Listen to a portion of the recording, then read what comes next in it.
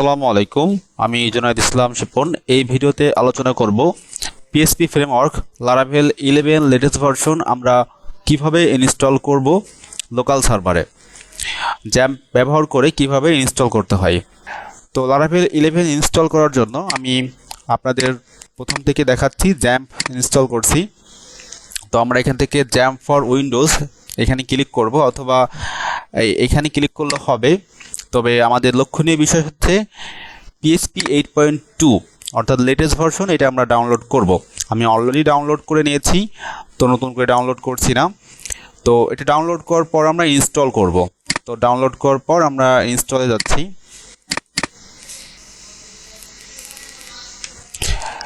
Next click করি। এখানে আমাদের শুধুমাত্র মাইএসকিউএল এবং পিএসপি মাইএডমিন আমার প্রয়োজন। এই ফাইলজিলা, টমক্যাট এইগুলো আমার প্রয়োজন নেই, বিধায় এগুলো আমরা তুলে দিচ্ছি, কারণ এই সার্ভারগুলো আমাদের প্রয়োজন নেই। নেক্সট ক্লিক করি। আমি সি ড্রাইভে ইনস্টল করছি। নেক্সট। ইনস্টল হতে কিছু সময় নেবে, তো এই সময়ের মধ্যে আমরা দেখে নিচ্ছি কিভাবে কম্পোজার ইনস্টল করতে হয়। তো কম্পোজার ইনস্টল করার পূর্বে কম্পোজার ডাউনলোডে চলে যাচ্ছি। কম্পোজার, দেন এখান থেকে আমরা ক্লিক করব ডাউনলোড। দেন এখান থেকে composer.exe এখানে ক্লিক করব। এখানে ক্লিক করলে ডাউনলোড হবে। তো আমি এই ফাইলটি অলরেডি ডাউনলোড করে নিয়েছি। জ্যাম্প ইনস্টল করা শেষ হওয়ার পর তারপর আমরা কম্পোজার ডাউনলোড করব। কখনোই আমরা কম্পোজার আগে ডাউনলোড করার চেষ্টা করব না, অবশ্যই আগে জ্যাম্প ডাউনলোড করে তারপর কম্পোজার ডাউনলোড করতে হবে।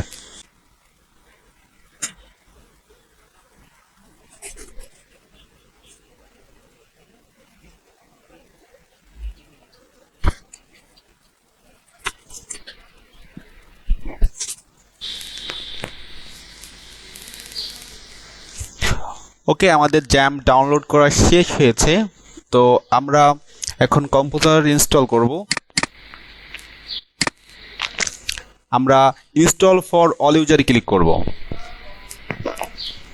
এখান থেকে ডেভেলপার মোড আমরা সিলেক্ট করব না, নেক্সট ক্লিক করব। এখানে আমাদের লক্ষণীয় বিষয়, যদি আমরা জ্যাম্প সি ড্রাইভে ইনস্টল করি সেক্ষেত্রে অটোমেটিকলি এটা সিলেক্ট হয়ে যাবে প্যাথ।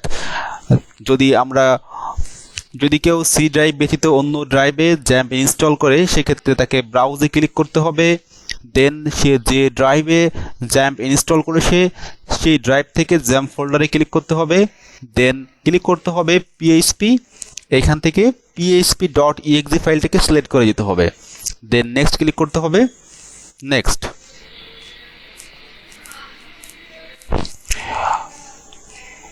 ওকে, আমাদের কম্পোজার ইনস্টল করা শেষ। এখন আমরা লারাভেল ইনস্টল করব। লারাভেল ইনস্টল করার জন্য আমরা লারাভেলের ডকুমেন্টেশনে চলে যাচ্ছি।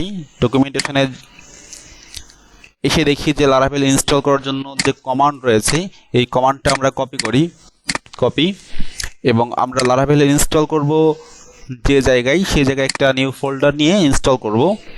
তো আমরা জ্যাম্পে htdocs-এর মধ্যে বা htdocs-এর ভিতরে যে ফাইলগুলো আছে আমরা ডিলিট করতে পারি, এই htdocs-এর মধ্যে আমরা ইনস্টল করব।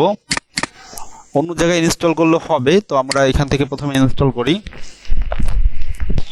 আমরা এখানে cmd লিখব, কমান্ড প্রম্পট চালু হবে। এখন আমরা লারাভেল ইনস্টল করার যে কমান্ড রয়েছে সেই কমান্ডটা আমরা এখানে দেওয়ার পর কিবোর্ড থেকে এন্টার প্রেস করব। আমাদেরকে এই প্রবলেমটা দেখাবে, গিট was not found in your path. এই প্রবলেমের জন্যই মূলত আমার এই ভিডিওটি করা, কারণ এই প্রবলেমের জন্য আমরা লারাভেল ইনস্টল করতে পারছি না। তো এই প্রবলেম সলভ করার জন্য আপনাকে যেতে হবে জ্যাম্প,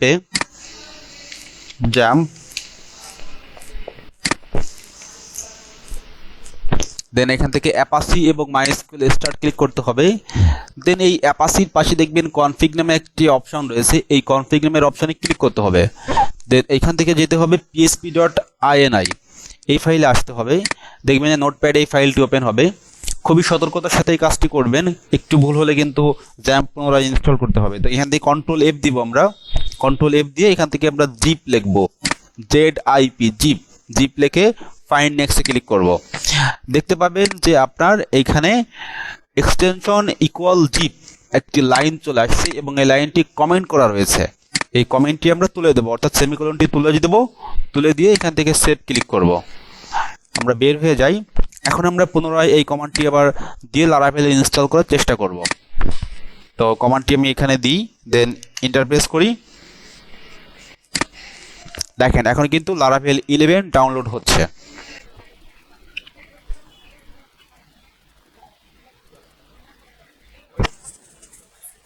ওকে, আমাদের লারাভেল 11 ইনস্টল কমপ্লিট হয়েছে। এখন আমরা প্রজেক্টটি দেখার জন্য আমরা কমান্ড দিব CD example app,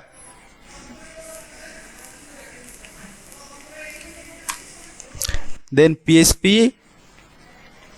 artisan serve. Keyboard থেকে এন্টার প্রেস করি। আমাকে একটি লিঙ্ক দেখাবে, তো এই লিঙ্কটি আমরা কপি করব, কন্ট্রোল সি, এবং আমাদের ব্রাউজারে এসে পেস্ট করে দিচ্ছি। আমরা দেখতে পাচ্ছি যে আমাদের লারাভেল 11 ইনস্টল হয়েছে। এ হচ্ছে আমাদের লারাভেল 11 11.0.8 এবং পিএসপি ভার্সন 8.2।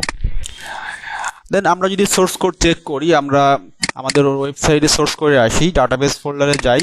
দেখেন আমাদের ডাটাবেজের ফাইলটা কিন্তু চলে এসেছে। লারাভেল 11-এ আমাদের ডাটাবেজের ডিফল্ট ফরম্যাট হচ্ছে SQLite। এখান থেকে ডিফল্টভাবে ডাটাবেজ ডট SQLite এর যে ফাইল, এই ফাইলটা কিন্তু এক্সপোর্ট হয়েছে। Thank you.